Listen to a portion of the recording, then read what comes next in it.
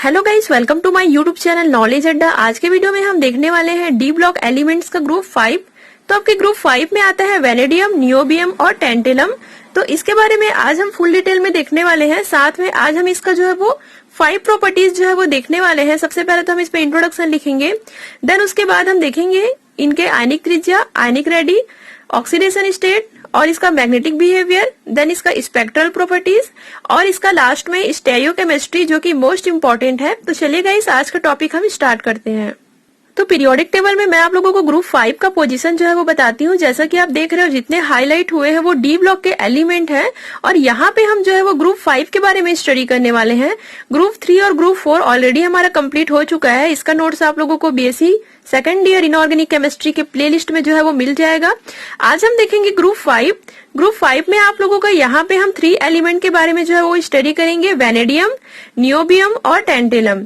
तो वेनेडियम का atomic number जो है वो 23 होता है। ये जो वेनेडियम है वो फर्स्ट ट्रांजिशन सीरीज का जो है वो एलिमेंट है। देन उसके बाद ये जो हमारा नियोबियम है उसका एटॉमिक नंबर जो है वो 41 है, जो कि सेकेंड ट्रांजिशन सीरीज का जो है वो एलिमेंट है। देन थर्ड नंबर में आपका आता है टेंटेलम, जो कि थर्ड ट्रांजिशन सीरीज मतलब तृतीय संक्रमण श्रेणी का जो है वो तत्व है और इसका जो एटॉमिक नंबर होता है वो आपका होता है 73। तो चलिए गाइस, अब हम इसका नोट्स जो है वो स्टार्ट करते हैं। तो जैसा कि मैं आप लोगों को हमेशा से बता चुकी हूँ कि एग्जाम में इस टाइप से जो क्वेश्चन है वो आपके 3 to 4 मार्क्स के लिए जो है वो पूछे जाते हैं।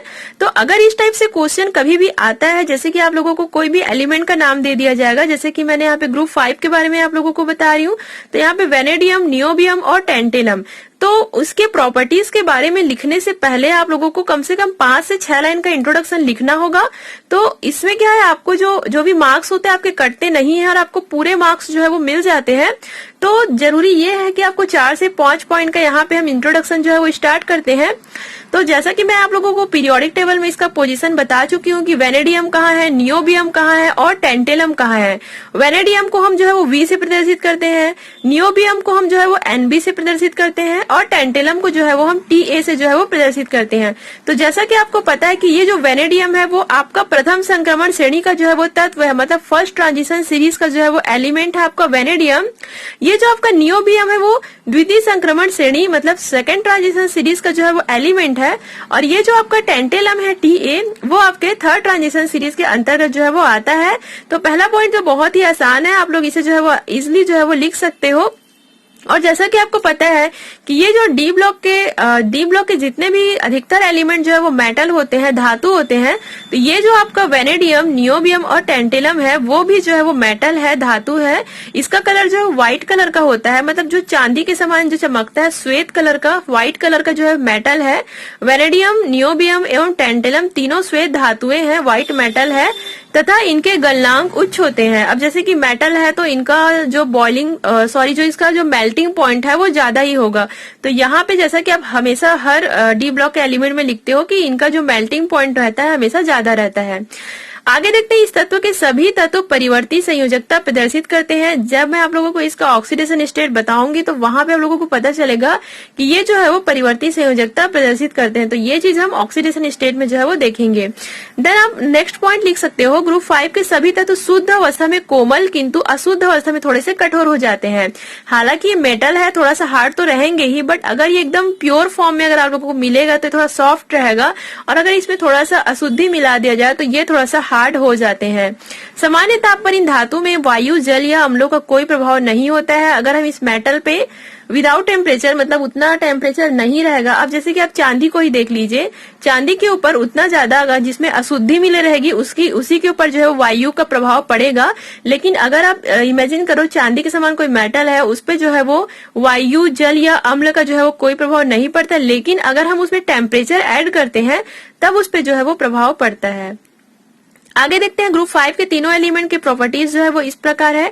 हम यहाँ पे जो है वो 5 प्रॉपर्टीज जो है वो डिस्कस करने जा रहे हैं। एग्जाम में जैसे कि जरूरी नहीं कि आपके 5 प्रॉपर्टीज जो है वो आते हैं, बट ये है कि कोई भी आपको 2 या 3 जो है वो पूछे जा सकते हैं, बट इसमें से हमें ये नहीं पता होगा कि कौन सा जो है वो पूछा जा सकता है। तो यहाँ पे मैं आप लोगों को 5 प्रॉपर्टीज जो है वो बता देती हूँ। आयनिक त्रिज्या देखेंगे, ऑक्सीडेशन स्टेट देखेंगे, मैग्नेटिक बिहेवियर देखेंगे, स्पेक्ट्रल प्रॉपर्टीज देखेंगे और हम इसका स्टेरियोकेमिस्ट्री। सो गाइस, स्टेरियोकेमिस्ट्री सारे ग्रुप के जितने भी एलिमेंट है आपको स्टेरियोकेमिस्ट्री जो है वो पता होना चाहिए। तो चलिए अब हम इसे एक एक करके जो है वो स्टार्ट करते हैं। आयनिक त्रिज्याएं हम देखने वाले हैं आयनिक रेडी। तो यहाँ पे हम 3 एलिमेंट का देखने वाले हैं। यहाँ पे आप लोगों को कॉलम बनाना होगा। कॉलम में आपको first, second and third transition series में जैसे कि आपको पता है कौन कौन से एलिमेंट आते हैं, वेनेडियम, नियोबियम और टेंटेलम। तो हम इसका आयनिक त्रिज्या देखते हैं M3 प्लस आयन के लिए, मतलब M मतलब यहाँ पे M की जगह आपको वेनेडियम या फिर नियोबियम या फिर टेंटेलम कोई भी हो सकता है। तो जैसे कि वेनेडियम 3 प्लस आयन के लिए ये जो आपका आयनिक रेडी होगा वो 0.64 होगा। उसके बाद अगर हम नियोबियम की बात करें तो ये आपका 0.72 होगा। टेंटेलम की बात करें तो आपको 0.72 होगा। इसमें आप लोगों ने क्या देखा, आप लोगों ने अभी तक से जितने भी ग्रुप के बारे में पढ़ा है सब में आप यही देखते आए हो कि जब ग्रुप में हम ऊपर से नीचे की ओर आते हैं, जैसे कि आपका फर्स्ट, सेकंड, थर्ड ग्रुप में जब हम ऊपर से नीचे की ओर आते हैं तो ये जो आपका आयनिक रेडी है वो धीरे धीरे जो है वो बढ़ते जाता है। मतलब यहाँ पे आप देख रहे हो जब वेनेडियम से नियोबियम आते तक जो आयनिक रेडी है वो थोड़ा सा बढ़ गया। यहाँ पे 0.64 है, यहाँ पे आयनिक रेडी बढ़ के 0.72 हो गया। लेकिन यहाँ पे हम एक चीज और भी देख रहे हैं कि आपका जो नियोबियम और टेंटेलम है, मतलब सेकंड और थर्ड ट्रांजिशन सीरीज है, उसका जो आयनिक रेडी है वो समथिंग सेम है। तो इसका क्या कारण हो सकता है? तो इस टाइप से क्वेश्चन एग्जाम में काफी पूछे जाते हैं कि क्या कारण है कि सेकंड और थर्ड ट्रांजिशन सीरीज मतलब द्वितीय और तृतीय संक्रमण श्रेणी की जो आयनिक त्रिज्याएं होती है उनका मान जो है वो लगभग समान होता है। हम एकदम से समान होता है नहीं कह सकते, हालांकि इसमें तो एकदम एज इट इज है, बट कई डी ब्लॉक एलिमेंट ऐसे हैं जिसमें थोड़ा सा ऊपर नीचे हो सकता है। तो लगभग जो है वो समान क्यों होती है? तो इसका आंसर आप लोगों को लिखना है कि इसका मुख्य कारण है लैंथेनाइट संकुचन। तो लैंथेनाइट संकुचन जिसे हम लैंथेनाइट कॉन्ट्रैक्शन भी कहते हैं, मैं हर वीडियो में आप लोगों को बता चुकी हूँ। जब हमें इसका कैरेक्टर बता रही थी डी ब्लॉक के एलिमेंट का, उस समय भी मैंने आप लोगों को लैंथेनाइट संकुचन के बारे में जो है वो बताया हुआ है। तो इसमें क्या होता है, लैंथेनाइट कॉन्ट्रैक्शन के कारण जो है ये इस प्रकार का जो है वो होता है। लैंथेनाइट कॉन्ट्रैक्शन को आगे जो आपका यूनिट है उसमें और भी डिटेल में दिया हुआ है, वहां पे आप और भी आसानी से जो है वो लैंथेनाइट कॉन्ट्रैक्शन जो है वो समझ सकते हो। बट अभी आप लोगों को केवल इतना ही याद रखना है कि लैंथेनाइट कॉन्ट्रैक्शन के कारण ही नियोबियम और टेंटेलम का जो आयनिक रेडी है वो समथिंग सेम होता है। तो चलिए अभी से पॉइंट बना करके आप लिख लीजिए। ग्रुप 5 में ऊपर से नीचे की ओर आने पर आयनिक रेडी क्रमशः बढ़ते जाती है, ये तो मैं आप लोगों को बता ही चुकी हूँ। लेकिन second and third transition series की आयनिक त्रिज्या लगभग समान होती है। इसका मुख्य कारण लैंथेनाइट कॉन्ट्रैक्शन होता है। इसके परिणाम स्वरूप नियोबियम और टेंटेलम में काफी समानताएं पाई जाती है। अब इसका आयनिक रेडी सेम है। मेन कारण है लैंथेनाइट कॉन्ट्रैक्शन, जिसके कारण बहुत सी इसकी जो केमिकल एंड फिजिकल प्रॉपर्टीज है वो नियोबियम और टेंटेलम का जो है वो समथिंग सेम होता है। तो ये है आपका गाइस आयनिक रेडी। तो उसके बाद हम देखने वाले हैं ऑक्सीडेशन स्टेट, या जिसे हम कहते हैं ऑक्सीकरण अवस्था। तो यहाँ पे भी आप लोगों को जो है वो कॉलम बनाना है। कॉलम में आप लोगों को लिखना है सीरीज मतलब श्रेणी, तत्व, देन इसका इलेक्ट्रॉनिक कॉन्फ़िगरेशन, और इसके बाद हम लिखेंगे इसका ऑक्सीकरण अवस्था है जिसे हम कहते हैं ऑक्सीडेशन स्टेट। तो सबसे पहले हम फर्स्ट ट्रांजिशन सीरीज वेनेडियम का देखते हैं, जिसका लास्ट वाला जो इलेक्ट्रॉनिक कॉन्फ़िगरेशन होता है 3d3 4s2, मतलब 3d ऑर्बिटल में 3 इलेक्ट्रॉन और 4s ऑर्बिटल में जो है वो 2 इलेक्ट्रॉन। इसके बाद हम देखते हैं second transition series niobium 4d3 5s2। तो देखिए ये जो आपका इलेक्ट्रॉनिक कॉन्फ़िगरेशन है इसमें कई बार क्या होता है कि ये जो आपका 5s ऑर्बिटल है उसमें से एक इलेक्ट्रॉन जो है वो इस 4d ऑर्बिटल में जो है वो चला जाता है और यहाँ पे जो है वो 4 आ सकता है। लेकिन यहाँ पे मैं ऐसा लिखी हूँ, आप ऐसा भी लिख सकते हो, और यहाँ पे 4d4 4s1 भी जो है वो लिख सकते हो। तो यहाँ पे आपका ये आपका इसका इलेक्ट्रॉनिक विन्यास हो जाएगा, और आपका टेंटेलम का इलेक्ट्रॉनिक कॉन्फ़िगरेशन होगा 5d3 एंड 6s2। इतना क्लियर हुआ? आपको ऑक्सीडेशन स्टेट में सिंपली कुछ नहीं करना है, तीनों का जो है वो लगभग समान होता है। तीनों में आप लोगों को -1 से लेकर के +5 तक ऑक्सीडेशन स्टेट जो है वो प्रदर्शित करते हैं। -1 0, +1 +2 +3 +4 +5, तीनों में आप लोगों को सेम ऑक्सीडेशन स्टेट जो है वो लिखना है। इसका जो मैक्सिमम ऑक्सीडेशन स्टेट होता है वो +5 होता है। तो बहुत से स्टूडेंट को जो है वो ऑक्सीडेशन स्टेट जो है वो समझ में नहीं आता है, तो मैं आप लोगों को यहाँ पे बता देती हूँ कि एक्चुअल में ऑक्सीडेशन स्टेट जो है वो क्या होता है। तो जैसा कि आप यहाँ पे देख रहे हो, जैसे कि मैंने यहाँ पे जो है वो एग्जांपल लिया हुआ है वेनेडियम का। वेनेडियम का आपका इलेक्ट्रॉनिक कॉन्फ़िगरेशन कितना होता है 3d3 और 4s2, मतलब 3d ऑर्बिटल में जो है वो 3 इलेक्ट्रॉन है। जैसा कि आपको पता है d ऑर्बिटल में जो है वो 5 पार्ट होते हैं, तो ये जो आपका 3 इलेक्ट्रॉन है एक एक पार्ट में जो है प्रेजेंट है, और 4s ऑर्बिटल में जो है वो 2 इलेक्ट्रॉन है। इतना तो आप लोगों को क्लियर हुआ वेनेडियम का। अगर हम यहाँ से 5 इलेक्ट्रॉन को जो है वो बाहर निकाल देते हैं, क्लियर। अगर यहाँ से हम 5 इलेक्ट्रॉन को जो है वो माइनस कर देते हैं तो अब क्या होगा, आपके 3d ऑर्बिटल में जो है वो कोई भी इलेक्ट्रॉन प्रेजेंट नहीं होगा। मतलब यहाँ पे 3d 0 हो जाएगा और 4s 0 हो जाएगा, क्योंकि सारे इलेक्ट्रॉन यहाँ से जो है वो निकल चुके हैं। तो अब इसकी जो है वो ऑक्सीडेशन स्टेट क्या हो जाएगा, +5। क्लियर हुआ। अगर हम यहाँ से जो है वो 4 इलेक्ट्रॉन को जो है वो बाहर निकाल देते हैं, -4 इलेक्ट्रॉन करते हैं, तो अब क्या होगा, आपके 3d ऑर्बिटल में केवल 1 इलेक्ट्रॉन बच जाएगा और 4s ऑर्बिटल में 0 इलेक्ट्रॉन बच, मतलब यहाँ पे आपका जो ऑक्सीडेशन स्टेट होगा वो +4 होगा। अगर हम यहाँ से 3 इलेक्ट्रॉन को बाहर निकाल देते हैं तो यहाँ पे आपका d ऑर्बिटल में 2 इलेक्ट्रॉन बच जाएगा, 4s ऑर्बिटल में 0 इलेक्ट्रॉन बच जाएगा, मतलब यहाँ आपके ऑक्सीडेशन स्टेट जो है वो +3 हो जाएगा। तो इस प्रकार हम किसी भी एलिमेंट का जो है वो ऑक्सीडेशन स्टेट जो है वो निकालते हैं गाइस। तो यहाँ पे आप लोगों को ध्यान देने वाली बात ये है कि वेनेडियम का जब +5 ऑक्सीडेशन स्टेट होता है तो इसके 3d ऑर्बिटल में जो है वो कोई भी इलेक्ट्रॉन प्रेजेंट नहीं होते हैं।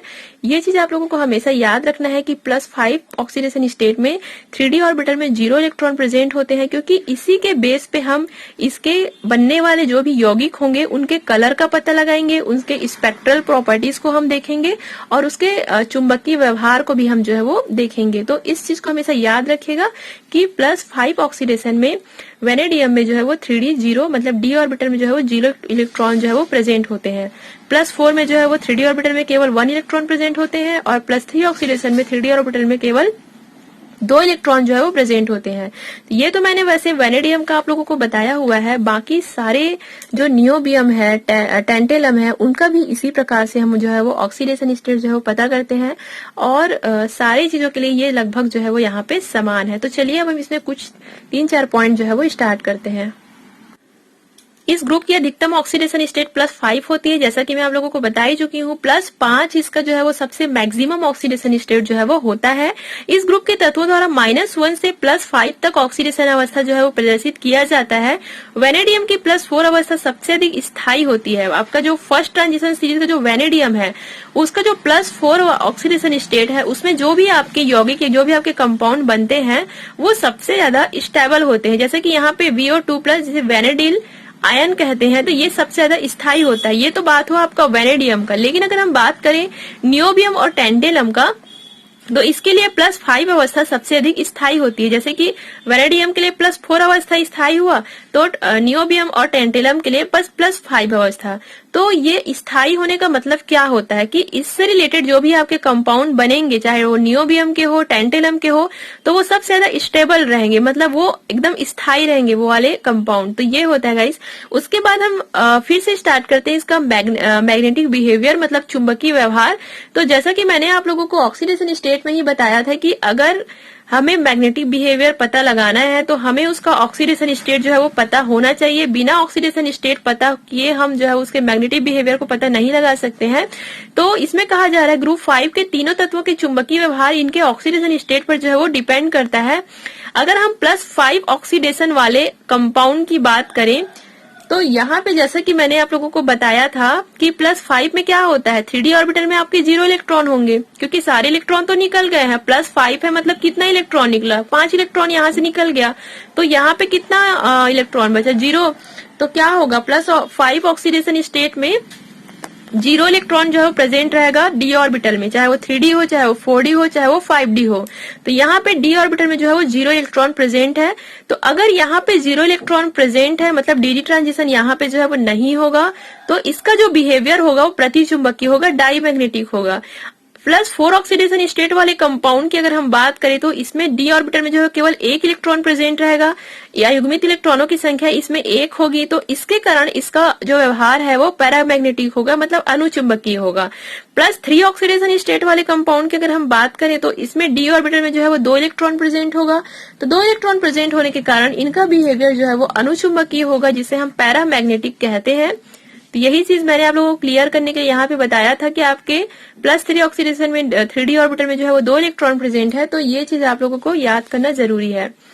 तो ये हुआ गाइस आप लोगों का मैग्नेटिक बिहेवियर। और अगर आप लोगों को इसे नोट्स को थोड़ा सा बड़ा करना है, मीन्स तो जैसा कि मैंने आप लोगों को यहाँ पे डायरेक्ट लिख के जो है वो बता दी, तो अगर आप लोगों को जैसे कि थोड़ा सा बड़ा इसको लिखना है तो आप इसके आगे 5 से 6 पॉइंट जो है वो और ऐड कर सकते हो। जैसे कि एग्जाम में अगर आता है तो आप ये लिख सकते हो जो आप लोगों ने यहाँ पे लिखा हुआ है उसको फिर से लिख देना कि +5 ऑक्सीडेशन स्टेट में ये जो है वो डायमैग्नेटिक बिहेवियर जो है वो प्रदर्शित करते हैं। ऐसा ऐसा करके आप 5-6 पॉइंट बना लेना, बट इसे आपको लिखना जो है वो ज्यादा जरूरी है, इसलिए मैंने इसे जो है वो छोटा सा ही बताया हुआ है। बट आप लोग इसे 5-6 पॉइंट इसी को लिख के थोड़ा सा ऐड कर देना ताकि आप लोगों का नोट्स थोड़ा सा बड़ा लगे। क्लियर हुआ आप लोगों को मैग्नेटिक बिहेवियर? उसके बाद हम देखते हैं इसका स्पेक्ट्रल प्रॉपर्टीज। तो स्पेक्ट्रल प्रॉपर्टीज के लिए भी हमें ऑक्सीडेशन स्टेट जो है वो पता होना जरूरी है। अगर हम +5 ऑक्सीडेशन स्टेट वाले कंपाउंड की बात करें जिसमें डी ऑर्बिटल में 0 इलेक्ट्रॉन प्रेजेंट है, तो अगर यहाँ पे डी इलेक्ट्रॉन में 0 ऑर्बिटल प्रेजेंट है तो यहाँ पे डीडी संक्रमण आपका नहीं होगा। डीडी संक्रमण अगर डीडी ट्रांजिशन यहाँ पे नहीं हो रहा है तो आपके जो भी इससे रिलेटेड जो भी कंपाउंड बनेंगे वो या तो रंगहीन होंगे या तो फिर जो है वो व्हाइट कलर का होगा। तो यहाँ पे एग्जाम्पल के लिए हम लोगों ने लिया हुआ है NbF5 और TaF5। तो ये जो आपके कंपाउंड है वो कलर लेस होते हैं, इनमें कोई भी कलर नहीं होता या तो फिर ये व्हाइट कलर के होते हैं। लेकिन अगर डी ऑर्बिटल में कोई भी इलेक्ट्रॉन प्रेजेंट है, इवन अगर अयुग्मित इलेक्ट्रॉन सिंगल इलेक्ट्रॉन भी यहाँ पे प्रेजेंट है तो मतलब यहाँ पे डीडी ट्रांजिशन होगा। और अगर डीडी ट्रांजिशन होगा तो यहाँ पे जो है वो कोई भी आपके जो भी कंपाउंड बनेंगे, जो भी आपके बाइनरी कंपाउंड या फिर जो भी कंपाउंड बनेंगे वो जो है वो कलरफुल होंगे। तो +4 में आपके ये कंपाउंड बनते हैं। VF4 जिसका कलर जो है वो ग्रीन कलर का होता है, NB54 जिसका कलर जो है वो ब्लैक कलर का होता है, TaCl4 जिसका कलर जो है वो ब्लैक कलर का होता है। तो अगर आपके शॉर्ट टाइप क्वेश्चन पूछे जाते हैं कि इस टाइप से कंपाउंड का कलर जो है वो कलरफुल क्यों होता है, तो आप लोग यहाँ पे लिख सकते हो कि क्योंकि इसके डी ऑर्बिटल में सिंगल इलेक्ट्रॉन जो है वो प्रेजेंट है, यहाँ पे डीडी ट्रांजिशन होगा, इस वजह से ये जो है वो हमें कलरफुल दिखाई देते हैं। +3 ऑक्सीडेशन में क्योंकि हमें पता है डी ऑर्बिटल में 2 इलेक्ट्रॉन प्रेजेंट है, यहाँ भी आपका डीडी ट्रांजिशन होगा, तो ये भी आपके जो भी कंपाउंड आपको शो हो रहा है वो कलरफुल होंगे। यहाँ पे पॉइंट बना के लिख सकते हो इन यौगिकों में स्पेक्ट्रमी जो भी आपकी इसके स्पेक्ट्रमी गुण है, ये रंग की उत्पत्ति डीडी संक्रमण से ही होता है। डीडी संक्रमण में आप लोगों को बाद में बताऊंगी, काफी थोड़ा सा लंबा चौड़ा टॉपिक है या फिर आप 3rd ईयर में पढ़ोगे, बट आप लोगों को यहाँ पे एकदम डिटेल में जाने की आवश्यकता नहीं है। बस आप लोग ये लिखना कि डीडी ट्रांजिशन के कारण इसमें जो है वो कलर आता है।